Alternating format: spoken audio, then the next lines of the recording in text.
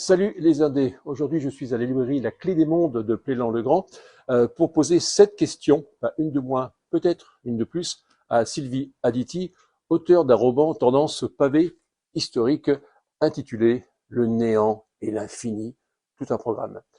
Bonjour Sylvie Aditi. Bonjour. Dans votre roman, plusieurs thèmes se disputent la première place du podium. Nous avons l'évocation et le destin d'un artiste peu connu, que vous avez voulu retirer peut-être de la fosse de l'oubli. Ça, c'est la première chose. Nous avons aussi l'analyse et la description dans toute son horreur et son ignominie de l'Inquisition portugaise qui n'a rien à envier à sa grande sœur, la très célèbre Inquisition espagnole. Ça fait froid dans le dos. En troisième lot, nous avons une chasse au trésor conditionnée par une énigme et un code secret à déchiffrer. J'ai pas réussi à le déchiffrer d'ailleurs. Nous avons également une saga familiale, un roman d'aventure, une histoire d'amour, la rédemption, enfin, d'un homme. Bref, les thèmes ne manquent pas. Quel est, à votre avis, en tout cas, quel est celui que vous mettriez en avant? Alors je dirais que c'est un peu tous ces thèmes-là, mais le principal, c'est précisément euh, sortir de l'oubli et réhabiliter un auteur, un dramaturge et poète, Antonio José da Silva, dont la carrière a été brutalement arrêtée par son arrestation et son exécution par l'Inquisition portugaise euh, au début du XVIIIe siècle, en 1739. Il n'avait que 34 ans, c'était un artiste qui connaissait déjà un succès certain à travers ses opéras qui sont pas des opéras au sens propre, on pourrait le penser, mais des formes d'opéra bouffe ou d'opéra comique, c'est-à-dire des pièces de théâtre chantées, avec des airs chantés, des parties chantées, des comédiens qui manipulent des grandes marionnettes qu'on appelle des bonifrates, et donc qui, tout en les manipulant, interprètent leur rôle, et ça crée un spectacle assez étonnant qui a suscité l'engouement des Portugais et qui fait que l'auteur a connu un certain succès d'autant plus important qu'il n'hésitait pas à s'attaquer et à dénoncer l'état et les aberrations de la société portugaise et du royaume du Portugal. Donc, ça a provoqué vraiment une réaction de la part du roi Joao V, mais aussi de l'Inquisition, qui était à l'époque très prégnante. Inquisition qui a été mise en place dès la fin du XVIe siècle par Manuel Ier, qui a connu beaucoup d'étapes avant de devenir une véritable institution, un pouvoir dans l'État, et qui a provoqué les crimes que l'on sait. Votre livre est sorti il y a quelques mois déjà. Il a donc été lu, je pense. Y a-t-il des retours qui vous surprennent? En d'autres termes, il existe parfois un décalage entre ce qu'un auteur cherche à faire passer, son message, même s'il n'est pas facteur, et ce qu'il pense mettre en avant. Est-ce que certains lecteurs ont reçu autre chose? C'est-à-dire, avez-vous des réactions de lecteurs totalement opposées à ce que vous aviez prévu? Alors non, j'ai pas eu du tout de réaction. En fait, les gens ne m'ont pas parlé de mon livre en détail en général. Ils m'ont simplement dit qu'ils l'avaient beaucoup aimé, euh, qu'ils avaient découvert, grâce à ce livre, une partie de l'histoire du Portugal qu'ils ignoraient.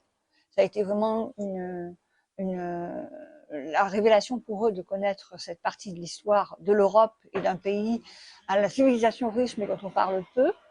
Donc ça a été, voilà, c'est surtout ça qu'ils ont retenu. Et bon, ils ont aimé et en même temps découvert avec effroi ce qu'était le fonctionnement de l'Inquisition portugaise. Mais je n'ai pas senti de décalage. J'ai pas eu de, de réflexion dans ce sens-là. Sylvie, vous signez un livre historique, un roman, dans lequel on trouve un grand nombre de faits précis, de comportements, d'extraits, de jugements notamment, de procédures.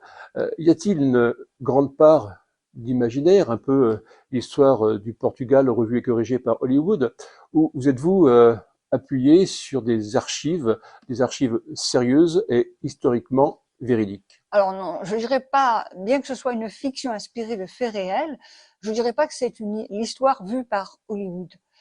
Je me suis appuyée quand même sur des documents véridiques, avérés. Effectivement, j'avais entre les mains, remis par une amie portugaise, les minutes du procès d'Antonio José da Silva, une analyse plus exactement des minutes du procès d'Antonio José da Silva par Claude Henri Frêche. Ça a été très important pour moi, ça a été ma principale source qui a permis de bâtir mon roman. Je me suis inspirée aussi sur des livres et des documents historiques que j'ai puisés dans les bibliothèques et aussi sur Internet.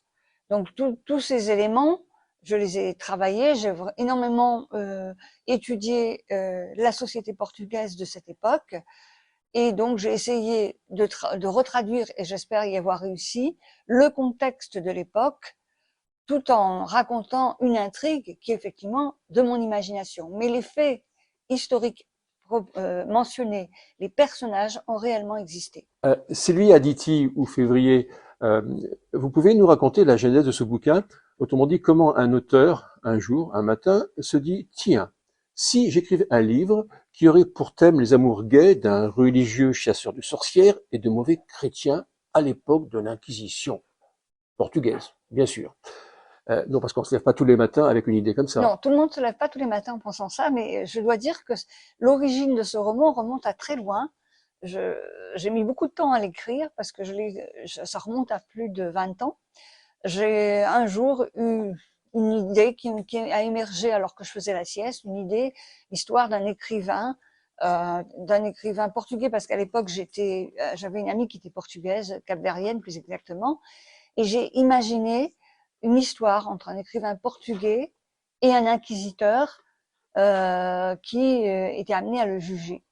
Et en fait, cet ami m'a dit que cet écrivain avait existé, et elle m'a parlé d'Antonio José da Silva, et elle m'a remis elle-même ce fameux document dont je vous ai parlé tout à l'heure, de Claude Henri Frêche, sur l'analyse des minutes du procès d'Antonio José da Silva.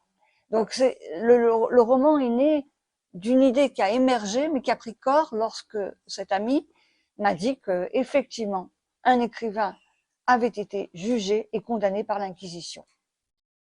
Cinquième question, à qui s'adresse ce bouquin? Autrement dit, quels sont les lecteurs que vous pensiez ou que vous pensez cibler? Alors, je dois dire que j'ai pas vraiment songé à la cible de mon lectorat. Il est évident que des gens qui s'intéressent à l'histoire, qui aiment les romans d'aventure aussi, qui aiment les intrigues, peuvent être attirés par ce type de roman, mais je dois dire que je pense plutôt à un public généraliste. Et les gens qui l'ont lu, qui l'ont lu et qui m'en ont parlé, viennent de tous horizons, viennent de différents milieux, et donc je peux pas dire que j'ai réfléchi à une cible précise, parce que mon roman mêle plusieurs genres. C'est un roman, comme vous l'avez dit vous-même, un roman historique, mais aussi un roman d'aventure, avec une intrigue qui crée un suspense autour d'un tableau, un triptyque. Il y a aussi une histoire d'amour, une passion, et il y a une saga familiale, effectivement. Donc c'est tous ces thèmes-là qui sont entremêlés. J'ai cherché surtout à permettre au lecteur de s'évader et d'aller vers une époque qu'il découvre et qui va le fasciner.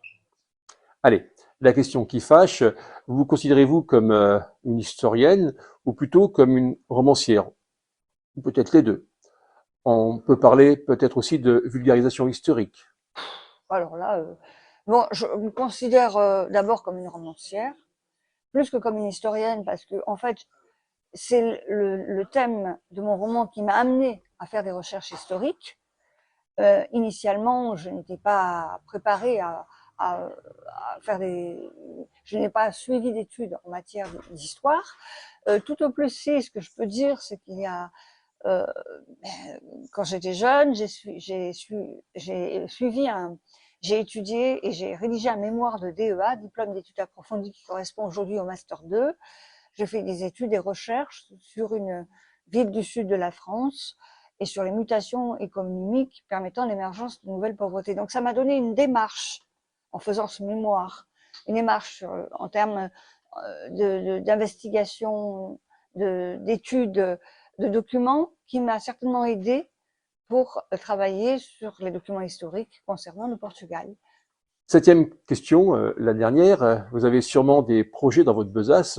Est-ce que vous pouvez nous en parler ou est-ce que le sujet est tabou?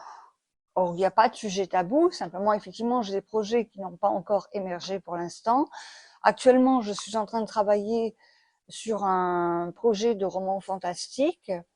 En fait, je retravaille plus exactement un roman que j'avais écrit il y a plusieurs années dont je n'étais pas satisfaite de la version. Donc là, en ce moment, je suis en train de le retravailler.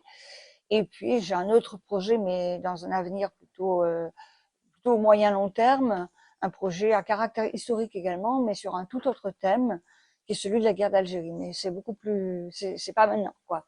Ce sera ultérieurement. Pour l'instant, je travaille sur ce roman fantastique et j'essaye de promouvoir le roman que j'ai publié il y a peu, donc, dont je viens de vous faire la présentation. Merci Sylvie d'avoir répondu à mes 7 questions. Je vous rappelle le titre du bouquin, Le néant et l'infini, paru aux éditions Sylvia Ditti, tout simplement. Salut les Indés et à bientôt pour de nouvelles aventures historiques.